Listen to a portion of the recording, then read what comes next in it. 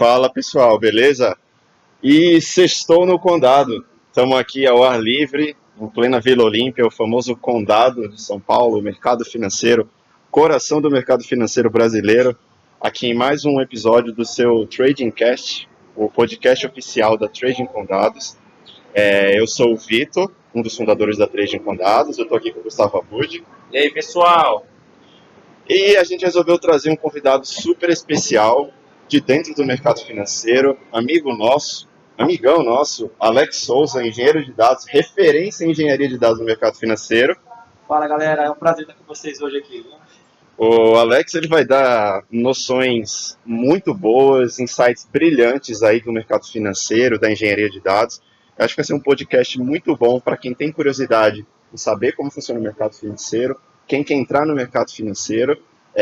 Então vamos lá, que eu acho que todo mundo vai aprender muito. E aí, Alex, você pode falar mais pro pessoal aí sobre você, sobre a sua formação. Pode ficar à vontade. Poxa, legal. Primeiramente, gostaria de agradecer vocês pelo convite e a honra de estar Valeu, participando cara. desse podcast aqui da Trading Condados, que sei que faltava realmente um canal de comunicação, de divulgação, de orientação, assim, sobre esse universo que hoje já é bem difundido, porém pouco explorado. Exato. Valeu. Bom, falando um pouco de mim, eu sou cientista da computação, por formação. Minha base é programação, sou desenvolvedor desde pequeno, desde 16 anos. Pequeno é complicado, desde 16 anos, eu sempre desenvolvo. Você já programava nessa época? Já programava. O que você programava? C, vai fazer calculadora. C++? C, C++. Legal. Eu já tenho uma base de programação desde muito jovem, assim, né? Eu já gostava desse mercado, desse universo de programação. E me formei em ciência da computação, me especializei em análise de dados e data mining, que também é algo que me apaixonei, né, nesse caminho, na minha carreira. E hoje sou engenheiro de dados, já trabalho com dados há 12 anos, desde 2008. Legal, cara.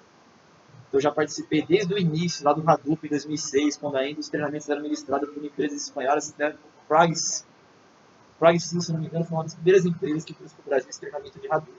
Legal. Que foi bem legal, assim, né, uma das turmas as primeiras turmas que eu participei, foi bem legal, era bem assim, embrionário realmente, assim, a tecnologia, o que ele proporcionava e qual que era o impacto que ele teria, assim, no mercado de dados, acho que no mercado como um todo. Legal. Cara, e hoje você está numa corretora, uma grande corretora aí do mercado financeiro brasileiro, você está numa área que é decisiva, uma área de dados. O que exatamente você faz nessa área de dados? Qual que é a sua função? Isso é bem legal. Eu tenho uma experiência já em várias outras empresas, eu trabalhei em vários outros segmentos no mercado financeiro. Sempre trabalhando com essa parte de desenho, de arquitetura de dados, de infraestrutura para dados, o data pipeline, que é mais conhecido, eu acho, assim, no universo de engenharia de dados, de dados como todos. Mas o mercado financeiro é uma área que eu vejo que respira dados. O mercado financeiro é dados, né? Mas acho que não tinha, até um determinado momento, não tinha um determinado cuidado, talvez atenção necessária para aquela informação e para os dados que ela fornece, o mercado financeiro fornece e também absorve. Eu acho que se você comparar com outras áreas mais tradicionais, né, talvez de mercado, áreas como varejo, até os próprios bancos, eu acho que até eles têm mais cuidado com o próprio dado. Eu concordo com você. No mercado financeiro isso ainda está muito no começo, né? A gente ainda vê uma dificuldade muito grande ainda dos serviços, das empresas, desenvolverem soluções que usam esses dados, que processam esses dados, que analisam. E o que eu acho legal, cara, é que você está num segmento, numa área, que normalmente as pessoas acham que é trivial, acham que é fácil, que é parte da engenharia de dados. Né? A gente já trabalha com ciência de dados já há muito tempo, e é interessante que normalmente a ciência de dados acaba atraindo a atenção, né? A ciência de dados é o problema. E a gente vê que, na verdade, não. A engenharia de dados muitas vezes é o problema. Você precisa ter dados bons, você precisa ter bases boas. E aí por isso que eu acho que o que você faz é fundamental, né? Porque você está atuando no início daquele processo. Você está garantindo que o cientista de dados vai ter o dado apropriado, vai ter o dado correto. Isso é bem legal que você comentou agora, que eu até disse, eu gosto de falar muito de analogias, eu acho que a analogia você consegue abstrair com muita facilidade muita coisa. Eu já disse em outros fóruns, até para outras pessoas, justamente, mas fazendo uma analogia Data Engineer e Data Science, que são talvez os times que estão ali mais próximos, seria como se o dado ali fosse a gasolina, o combustível. Uhum. E até o jornal The Economist, em 2017, até falou, né, que o novo ouro do mercado moderno não é mais o petróleo. Data is the new oil, né? Exatamente. Dados são o novo petróleo. Exatamente. E exatamente isso está acontecendo realmente. Né? Então, é como se o data engineer fosse o quê? Fosse o cara que fosse lá no pré-sal, extraísse o óleo, né? E transformasse essa informação, transformasse o óleo, refinava esse óleo, que viraria gasolina, combustível, que abastece os carros, os aviões, qualquer outro meio de Cara, transporte, por exemplo. sensacional a Então, analogia. imagina o seguinte, Muito eu vou pegar esse dado, pegar essa informação, vou fazer o devido tratamento nela, não fazer a limpeza, não enriquecer da forma correta, é um dado que não vale nada. Se esse dado, data cientista, se esse dado não faz nada, o analista de dados não consegue fazer uma análise de dados boa, O BI você não consegue fazer dashboards, né? um profissional de business intelligence não consegue fazer um dashboard com a assertividade necessária ou com as informações necessárias para a tomada de decisão, que você vai estar diretamente à ponta de direção da empresa. Então, você tem um dado ali bem refinado, bem trabalhado, um dado com uma assertividade boa, com uma qualidade boa, é essencial. Então, do mesmo modo que a gasolina, se não tiver gasolina boa, um carro não vai andar bem, vai te causar problema lá na frente, vai te dar dor de cabeça, você não vai conseguir sair do lugar. Cara, eu achei essa analogia sensacional, Bem né? legal. Os motoristas são cientistas de dados, eles não conseguem ir para lugar nenhum sem ter o combustível refinado, sem ter a matéria-prima. Eu estava vendo um cara no LinkedIn, até acabei compartilhando isso no meu LinkedIn pessoal também, ele comentando que no trabalho da ciência de dados, 80% é processamento de dados. É claro que a gente pode discutir isso, para algumas pessoas vai ser mais, para algumas pessoas vai ser menos. Algumas pessoas vão chamar isso de data prep, algumas pessoas vão chamar isso de data cleaning. O ponto é que grande parte, sim, do nosso trabalho com dados, ele é gasto em processamento de dados, em cruzamento de bases, em fazer isso daí que você faz. Né? Faz muito bem feito, diga-se de passagem. Eu admiro. Eu acho que essa analogia é legal, inclusive dá para até para a gente pensar de uma certa forma na gasolina aditivada e na gasolina comum. Então, como é que eu consigo turbinar as informações que eu tenho e prover tudo o que é necessário para o cientista de dados começar um modelo, né? Por exemplo, desculpa, Não, vai lá. se hoje, por exemplo, nós pegássemos todos os profissionais que constroem, trabalham na construção, desenvolvimento, na projeção de data lakes, data warehouse, espalhasse todo mundo, talvez o impacto dos projetos, o impacto na empresa, nas análises, Na operação, na né? operação, seria tão grande talvez quanto a greve dos caminhoneiros de 2018. Exatamente. Então você tem um impacto, parece que tem uma, pode ser uma analogia que está forçando um pouco, eu acho, não sei se estou forçando, mas acho que seguindo a mesma analogia, devido às proporções, o impacto seria o mesmo. Eu Então, a acho gente consegue que, perceber o quão importante é esse trabalho com dados. como a gente pode só tirar mais uma última conclusão dessa analogia, antes da gente partir para a próxima pergunta que eu queria fazer para você, é que quando você tem o combustível refinado, você tem vários tipos de combustível, certo? Você não só você tem carros, você vai ter caminhões, você vai ter aeronaves, cada um vai ter a sua necessidade. E eu acho muito parecido, assim, é legal que a gente consiga fazer o paralelo com o mundo dos dados, em que você tem os dados, o dado refinado que vai para o cientista de dados talvez fazer um machine learning que vai ter um deploy automatizado, não precisa ser o mesmo dado, normalmente não é o mesmo dado que vai para o BI, por exemplo. Porque é um dado que tem que ser Perfeito. muito mais refinado para um cara de Business Intelligence ou um dado de Business Analytics, né? Então Perfeito. isso acaba sendo um cuidado que você mesmo tem que ter, né? Exatamente. Outro ponto também que eu acho que é bem assim confuso por engenheiro de dados é o quê? É o skill, que há tempo já o pessoal prega que deve ser um cara que tem que imaginar toda a tecnologia, sem muita tecnologia, poxa, por mês aí 2 tecnologias surgem na comunidade, na parte disponível para trabalhar com engenharia de dados. Isso gera um pouco de desconforto porque muitas das vezes confunde a pessoa, qual tecnologia eu vou usar, o que eu vou usar, como eu vou usar. Tem que sempre usar a ferramenta do momento, o hype do momento. Já Não, que você tocou nesse ponto de tecnologia aí, então vamos direto ao ponto. Hoje, engenheiro de dados, Boa, Alex, com muitos anos de experiência aí no mercado financeiro, quais são as suas ferramentas preferidas para trabalhar?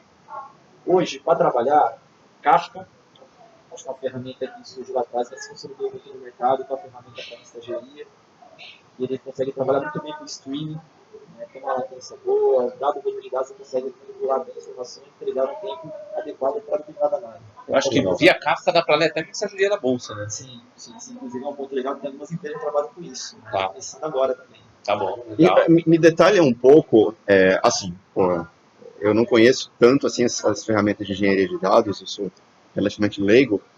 O, qual que é o ponto forte do Kafka? Assim, é você ter a latência baixa? Essa? Você O caso conseguir ele tem um obter o poder que dado você rápido? consegue absorver muitas informações, não posso explicar, uma grande quantidade de informações de maneira muito eficiente.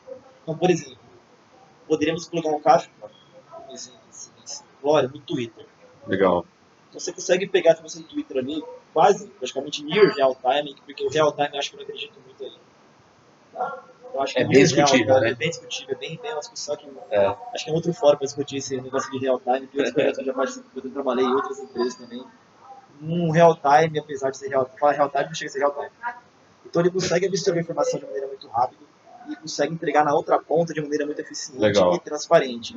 E muito simples de implementar. legal. Então acho que o grande sacado do Kafka eu consigo pegar, por exemplo, depende da configuração, mas sei lá, ler por segundo, eu já cheguei a analisar 100 tweets, entregar isso em 2 segundos na outra ponta, de uma maneira já não pronta, mas de maneira organizada para que a informação possa ser interpretada, transformada, disponibilizada para alguma análise, para alguma tomada de decisão. Legal. Legal. Então ele é bem utilizado para streaming de dados. É, isso. O Kafka ele é open source. Ele é open source, sim. Tem algumas tecnologias que já pegam a estrutura do Kafka, criam uma outra solução que vende, né? Os vendors já têm essa solução também, mas o Kafka, assim, hoje ele é open source, é uma ferramenta excelente. É verdade. Tá, só mais uma pergunta, Bud, antes de passar para o Claro. ponto que você queria fazer. Como que está a implementação, então, de Kafka hoje no mercado brasileiro, assim, que você tem experiência, que você vê? As empresas usam isso? A gente está no começo? Como Eu que... participei de um projeto de uma empresa de varejo bem grande, que utilizávamos o Kafka para ficar escutando qualquer outra coisa, porque na verdade, como que os clientes falavam de determinada campanha de marketing nas redes sociais. Nós tínhamos um algoritmo que vasculhava, o Spark na verdade, rodava, buscava algumas informações, extraía, jogava no Kafka, e o Kafka pegava essas informações, organizava, distribuía ele no banco de dados do Cassandra. Esse era o data pipeline que nós tínhamos lá na ocasião. E no Cassandra, a informação era absorvida. Em cima dessas informações, era realizada algumas análises de sentimento, de... Aí já ia para o analítico. Na verdade, até corrigindo, não é só o Cassandra, tinha o MongoDB também rodando. Algumas informações ia para o Cassandra, mas acho que o conteúdo bruto ali da informação para esse dado que era desestruturado, ia tudo para o Então MongoDB. já faz um parênteses aqui para o pessoal que está ouvindo aí mais duas ferramentas, né? O Cassandra e o MongoDB. Isso. O Kafka ele é para armazenamento? Não. Ele é para extração. Extração e Exatamente. Ah, entendi. Então ele fica escutando assim determinada informação e essa informação ele consegue de maneira, o computador é próprio para isso, eu consigo paralelizar a distribuição dessas informações entre outros canais. Entendi. É uma mensageria. Legal. Muito legal. Então aí a gente já tem, para isso, para streaming mesmo. a gente já tem 3 técnicas legais aí para o pessoal que quer se especializar, que quer aprender mais. Então é o Kafka, né? O Cassandra e o MongoDB. Se hoje eu engenheiro de dados, pela minha experiência hoje no mercado, desde o meu trabalho, comecei a trabalhar na ferramenta de dados, desenvolvimento com DTS, que não existe mais, que é a ferramenta de TL da Microsoft. Depois veio o Integration Services, depois veio o Power Center, lembra que a gente trabalhava em cima do Hyperion, que posteriormente foi comprado pela Oracle, nem sei se está sendo ainda hoje. Então eu vi essa evolução. E, cara, deixa eu te perguntar uma coisa, é um negócio curioso. De onde vem o engenheiro de dados, né? Ele é um DBA, né, que se torna engenheiro, então ele está saindo de um cara, ele conhece banco de dados e ele vira engenheiro de dados. Então, assim, ele deixa lá de fazer índice e começa a trabalhar com engenharia de dados. Ou esse cara ele é um engenheiro de software que migra para o ambiente de dados? O que é mais fácil? O que você vê como mais difícil aí? Acho que isso é uma excelente pergunta. Porque muito se discute hoje que o engenheiro de dados é um ex-DBA, um ex-SQL developer, um ex-software engineer. Eu acho que o profundo é que é um pouco de mix disso, porque o engenheiro de dados, hoje, para ele criar uma arquitetura de data pipeline, por exemplo, de dados, ele tem que conhecer bem a infraestrutura. Tem que saber o que ele está mexendo, o que ele vai mexer, qual que é a infra que ele tem que prover para que a informação lá na frente não tenha um problema de acesso, de volumetria. Ou sobrecarga, coisa do tipo, né? Exatamente. Problema de arquitetura também pode ser. Exatamente. Por exemplo, sei lá, ele de repente mistura a volumetria do banco de dados que está utilizando do repositório de dados, acho que ele vai falar de uma maneira errônea, chega um momento, algum pico, alguma campanha, que aquele dado, o banco de dados acaba caindo porque, o repositório acaba caindo porque não tem A estrutura estrutura necessária. necessária para receber aquela informação, aquele monte de informação. Entendi. Então, tem um pouco ali de gerenciamento de DBA. Digo DBA, assim, dado as suas devidas orientações, diria assim, porque não pode ser DBA, né, que dá no banco de dados, pode ser DBA, que, por exemplo, no Redshift, que é o banco utilizado pela Amazon. Legal. Outro ponto é, ele tem que saber programação. Legal. Porque, por exemplo, hoje a gente pega ferramentas muito utilizadas para fazer análise de dados, para fazer engenharia de dados, que também é análise de dados alguma dela. O Spark, por exemplo, o Scala, o Julia e o próprio R também, que já vem trabalhando com Então, cara, só fazer um paralelo, que é interessante você falar isso, porque assim, quando eu entrei na ciência de dados, eu sou engenheiro mecânico, né? Eu não tive nenhuma formação de ciência de dados. Eu acabei entrando na ciência de dados com os cursos que eu fui fazendo com o tempo e tal. Pô, eu me apaixonei pela ciência de dados porque até hoje.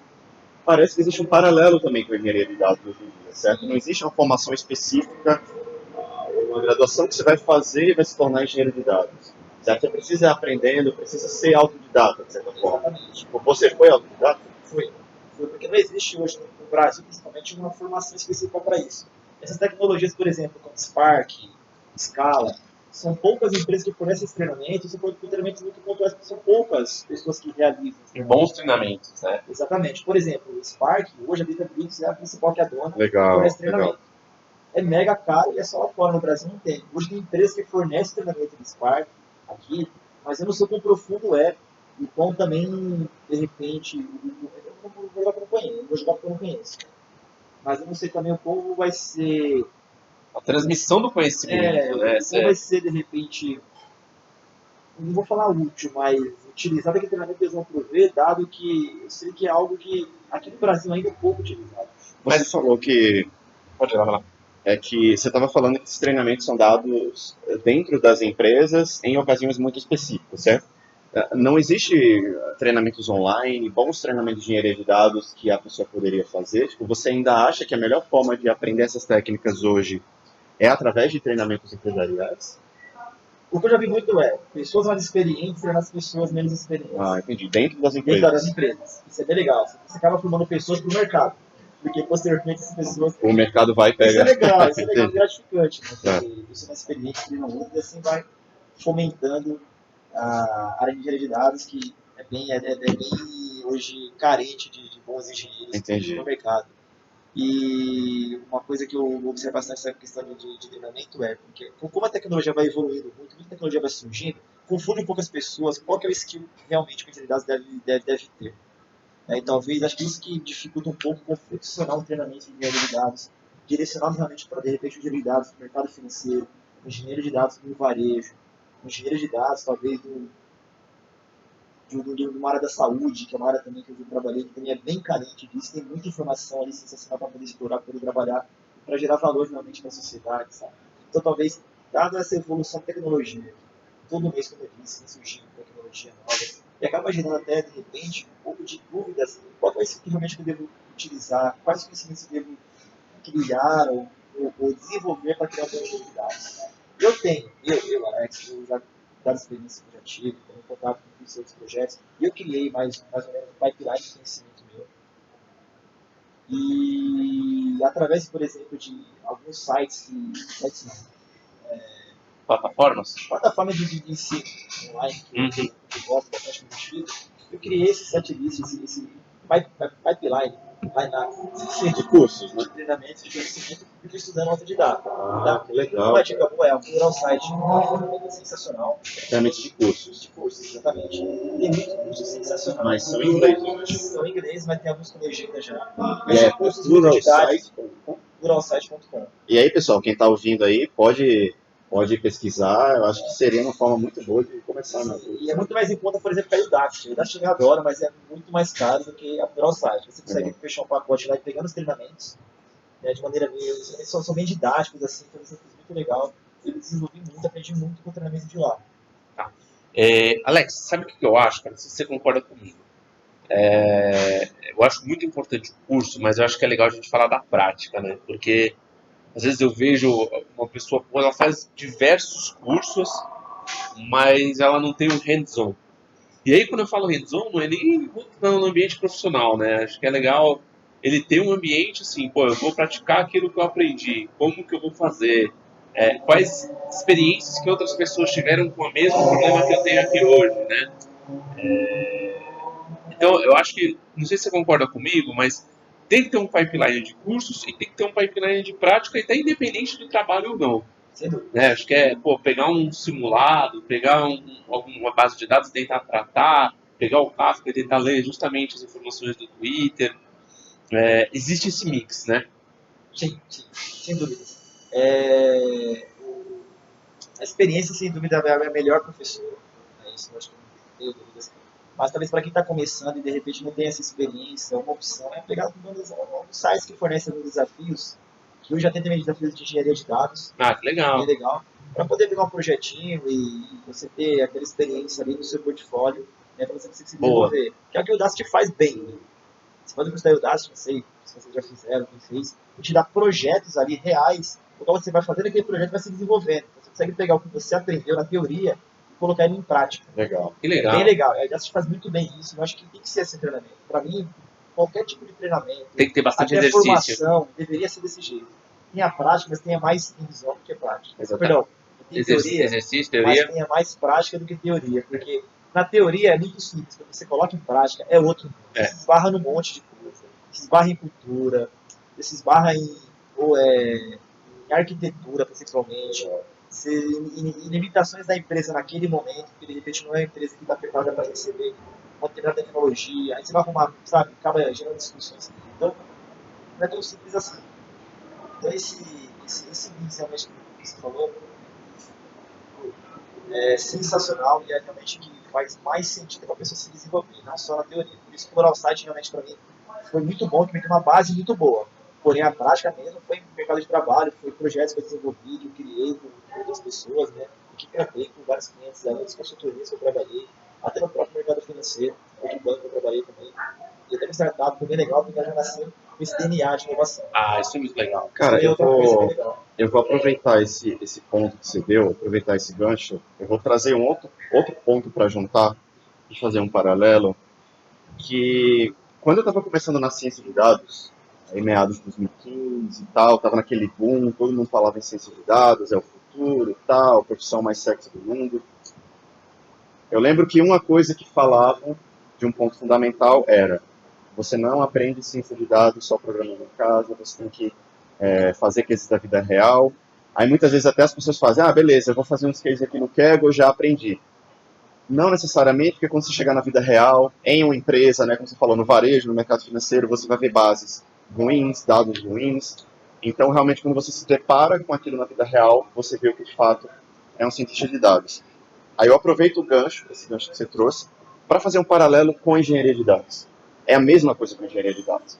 Né? Eu acho que a gente teve um momento em que a ciência de dados, ela foi o grande alvo, ela foi a menina dos olhos do mercado. Hoje a engenharia de dados está aparecendo muito mais. Né? Pessoas que eu converso aí de diferentes empresas, recrutadores no mercado, eles falam: cara, existe uma necessidade muito grande de engenharia de dados no Brasil. As empresas, elas se preocuparam muito em fazer análise, em fazer analytics, em fazer ciência de dados, que acabou não tem engenheiro de dados. Então, unindo com o seu ponto, uma das principais dificuldades é porque talvez as pessoas façam cursos online, elas aprendam, mas falta experiência prática. Falta fazer isso aí que você está falando.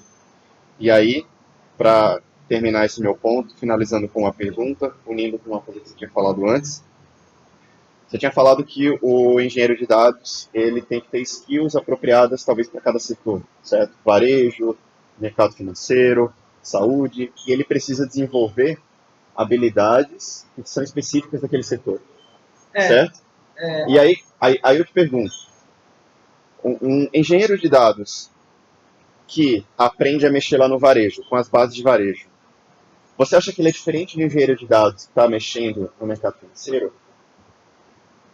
E se ele está mexendo lá com os dados de mercado financeiro, né, que hoje é o que você faz, o que você recomenda para ele?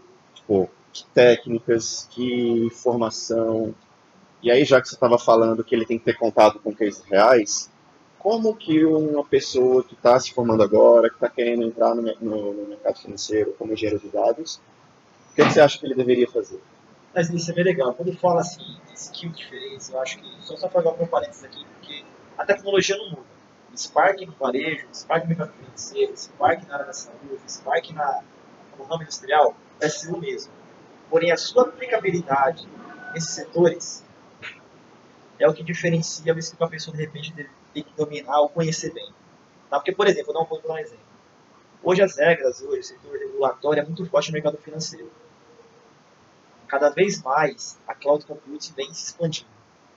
Hoje eu não conseguiria, de repente, criar um data warehouse e um data lake, né? Acho que a distribuição também difunde bastante na área de engenharia, numa cloud computing para o mercado financeiro. Por quê? Porque eu vou esbarrar em fatores regulatórios muito fortes. Ah, tô entendendo. Então, meu conhecimento da AWS aqui, por exemplo, ou Google Cloud, né, Azure, da Microsoft Azure, não vai ser tão importante quanto, por exemplo, no varejo, que já não vou esbarrar nesse problema.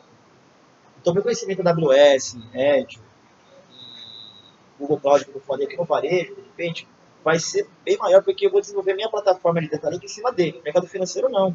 Por Eu vou ter causa que das usar um repositório restrições, interno, dos exatamente. regulamentos. Então, quando eu falo skill assim, depende da ocasião, a gente pode se esbarrar nisso. Você tem que conhecer bem realmente o que é a Legal, empresa, cara, legal. Isso é um o site que é a muito legal. empresa, qual que é o impacto disso, porque você está tomando cuidado. Às vezes é algo mega crítico hoje. E tem disponibilidade. Acho que o mercado Tem financeiro tudo. tem que ter disponibilidade 24 horas. E quando eu falo assim, se esbarrar em skills, na verdade, eu quero dizer nesses pontos. Você acha que por causa dessas regulamentações, dessas questões todas aí, talvez burocráticas, é mais difícil para um engenheiro de dados atuar no mercado financeiro do que para o varejo, por exemplo? Ou você acha que, cara, é só uma questão de Acho que é se só acostumar? uma questão de se acostumar, porque eu sei que o mercado regulatório está bem mais flexível, até porque as empresas estão surgindo agora, né? Várias fintechs, eles estão nascendo esse DNA de inovação, então já está criando seus catalistas na curva, já está evoluindo bastante. Então acho que é questão de tempo para essa parte regulatória também acabar adaptando, eu acho, né, suas regras, a sua atuação, para flexibilizar até a aceitação desse tipo de arquitetura, desse tipo de infraestrutura. Legal. Pô, vamos propor aqui um bola de fogo pro Alex.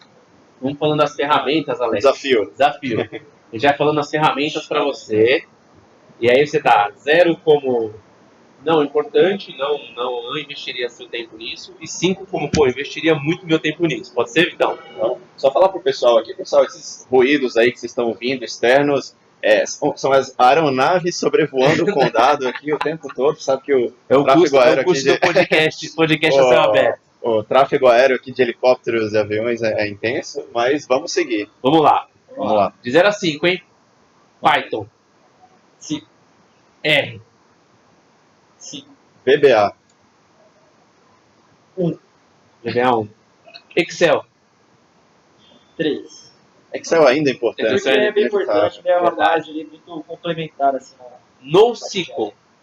o ciclo, eu diria hoje 4, no próximo ano, aí eu diria 5. Porque o ciclo está ganhando mais, Tá subindo, certo? eu acho que o ciclo está ganhando mais Deixa eu só notoriedade. colocar aqui, pessoal, não é SQL, hein? Aí acho que é legal se você quiser explicar. legal. É NoSQL. O ciclo é um, acho que se todo mundo Cada NoSQL é um conceito bem antigo mesmo. Ele surgiu, inclusive, junto com o conceito relacional, que é o conceito tradicional. Só que naquela época não tinha por que usar NoSQL. Né? O conceito relacional foi o que venceu e foi se mantendo por todos esses anos.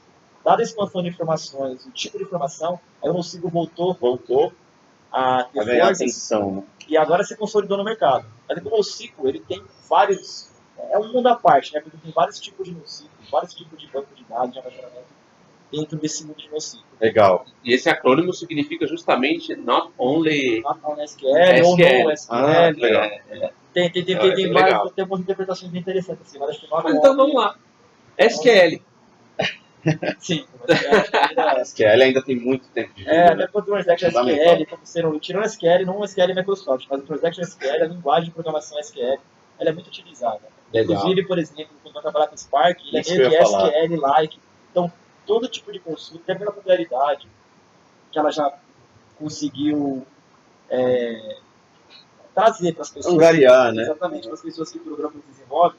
Muitas ferramentas de consulta é baseada em SQL-like, então as SQL são porque ele é importante. E Bastante aproveitando que você está falando isso, só para abrir um parênteses, fala para o pessoal em casa, então, quais ferramentas usam o SQL, então, como base de programação? Nós falamos do Spark agora, tem outro? O Spark é SQL-like. É que o Spark você consegue trabalhar das duas formas, mas o SQL-like é uma das formas que você consegue O também Hive trabalhar. você usa? O Hive não uso mais. Já usei bastante Hive também. Mas ele tem estrutura SQL, né? SQL-like também. E o Pig? Lembra do Pig? Pig não. Pig ele é uma programação mais funcional que a gente fala. É. Você Ainda faz usa o coisas Pig? no lugar. Não muito. É. O que você faz com o Pig, você faria com o Pig, você usa o Python, por exemplo. Legal. Que é muito mais simples, Entendi. muito mais objetivo. Beleza. Tá, vamos voltar então Volta o bola de o nosso fogo. ranking. Vamos voltar. Tá, agora eu vou colocar. Mais uma que eu sei que é polêmica. que ele não Fala, Vitão, que fala, queria falar Vitão. C Sharp. Aí. C Sharp é um caso à parte, né? Eu sou um pouco apaixonado por programação. C Sharp é a linguagem que eu mais gosto, é trabalhar com você. C Sharp. Você acha, cara, que o Cara, cara que está entrando no mercado financeiro para ser engenheiro de dados, ele precisa saber C Sharp? Não. Assim, eu diria 3. Porque você com o C Sharp você consegue programar tudo, é programa de programação que você Java. Mas as linguagens, mas as ferramentas utilizadas hoje em engenharia de dados, Spark, por exemplo, né, Spark, ele é a sua base em Scala. A base do Scala é Java. Então o Java é muito mais forte hoje com essas ferramentas de engenharia de dados do que o próprio C Sharp. Legal. Tá? Não estou falando que o Java é uma bateria de ferramentas, você consegue trabalhar também e inserir ele como engenharia de dados. Porém, não sei se é um conhecimento assim, essencial. Tá. Vamos lá. Integration Services da Microsoft. Ah, não. Você já mexeu com os meus. Eles sabem que eu não tenho Você muita ainda pressa. usa? É uma ferramenta que eu não gosto muito. A Microsoft, que acho que não sei se eles estão atualizando mais, deixaram de lado. Criaram até uma outra vertente para dados lá, né? Esqueci agora. O Data Factory? Data Factory, então meio que deixaram de Que é lado. mais avançado, deixaram o Integration de lado. é Eu verdade. trabalhar, por exemplo, nessa parte de teste, que eu já trabalhei bastante, para mim são duas ferramentas essenciais. Legal. Que Vai acho lá. que até hoje são batidas no mercado. É o Power Center, que é da informática, uma ferramenta sensacional, mega robusta, trabalha em vários projetos que hoje sustenta data pipeline de grandes empresas. Então, para mim, é uma ferramenta fantástica. Eles estão investindo bastante também nessa parte de engenharia de dados, com evoluções. Evoluiu muito a sua ferramenta, as suas funcionalidades. E a Talent, que também é uma ferramenta que vem agora crescendo bastante. Eu trabalhei bastante com isso também, outros projetos, principalmente projetos lá fora. Lá fora já é muito forte. Eu sei que eles tinham um programa de expansão aqui nos próximos 2022, aqui na América do Sul, para poder se consolidar como uma outra ferramenta no nosso mercado. É bem legal também essa ferramenta. São duas ferramentas também que são Legal. Vocês têm mais alguma técnica, alguma ferramenta que você comentar, que você gosta Faltou muito? alguma que você coisa odeia? no bola de fogo Coisa? da trading? E assim, sempre lembrando o que a gente tinha falado lá no começo. Cara que está se formando agora, está querendo entrar no mercado financeiro, você acha que tem mais alguma ferramenta que ele precisa? Eu acho que vale ter muita atenção na parte de cloud. Cloud, Lá né, fora, crescendo principalmente, os projetos que eu trabalhei lá fora, eles são muito cloud. O cloud tem tudo. Por exemplo, a Amazon é fantástica porque ela tem tudo. Ela tem desde o S3 para receber o dado, o Glue ali no meio, para fazer essa parte de ETL. E tem o Redshift e o Athena, que são duas ferramentas fantásticas para fazer ETL, fazer consulta SQL.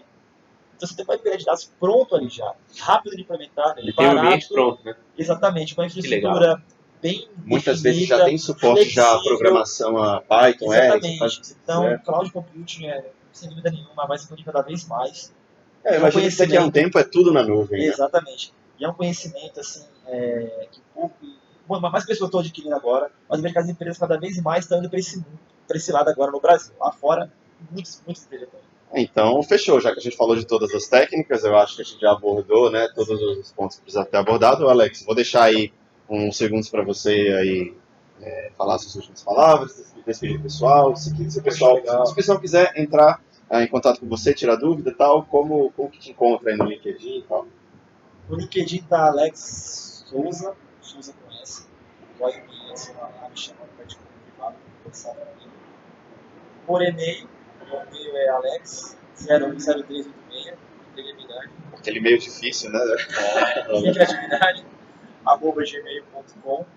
Esses canais aí que eu tô sempre antenado. E também se o pessoal quiser entrar pela Trading com Dados, mandar pergunta, a gente fala aí para você. Lembrando aí para o pessoal, o nosso e-mail, né, contato@tradingcondados.com. A Trading com Dados está presente no Facebook, no Instagram, no Twitter, no Spotify.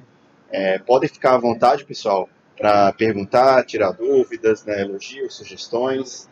Só queria falar uma coisa legal, que nunca a profissão de Data Engineer está tão em evidência como agora. Eu percebo assim, não só no Brasil como fora. Eu tenho muitos amigos em consultorias que me pedem indicação de engenheiro de dados, que falam que tem uma demanda muito grande, mas não tem engenheiro de dados. Então essa profissão aqui, acho que nos próximos 2 anos aí, vai bombar. em papers que eu li, de profissionais e de consultoria especializada nisso, vai bombar. Então é uma área que vale investir. O engenheiro de dados é um engenheiro que tem trabalho em qualquer lugar, que se enquadra, que se encaixa em qualquer lugar. É uma área que está crescendo muito, aqui no Brasil, lá fora. Eu tenho amigos aqui do Brasil que estão trabalhando lá fora, porque não tem profissionais de pegar os brasileiros. Nossa, porque eles são bem completos, sabe? É bem legal. O que acontecia com a ciência de dados, né? Exatamente. Hoje, sem dúvida nenhuma, a engenharia de dados está em evidência. Até o mercado financeiro, onde hoje eu estou, tem uma escassez gigante de engenharia de dados, tem uma dificuldade enorme de encontrar uma engenharia de dados. Muito legal. Então é uma profissão que vale se investir, vale se desenvolver, que tem um futuro sensacional pela frente. Né? E hoje tem um destaque muito grande no cenário de dados. Eu acho que nos próximos anos vai crescer cada vez mais e se consolidar mais ainda. Então, pessoal, pegando a mensagem aí do Alex, continuem acompanhando a engenharia de dados. Essa área eu também acho que a gente já vê os sinais realmente que está crescendo muito, isso vai aumentar. Fiquem atentos aí a Trading com Dados, a gente vai trazer mais posts, mais conteúdo sobre engenharia de dados. Queria agradecer a presença do Abud aí também. Obrigado, Vitão. Mais uma vez um prazer estar com vocês aqui. Então, pessoal, de novo, a gente está aí querendo ouvir de vocês críticas, sugestões, elogios. Podem entrar em contato com a gente. E a gente se vê no próximo episódio do nosso Trading Cast. Beleza? Abração, pessoal. Valeu, Tchau, pessoal. tchau. Valeu, valeu. Valeu.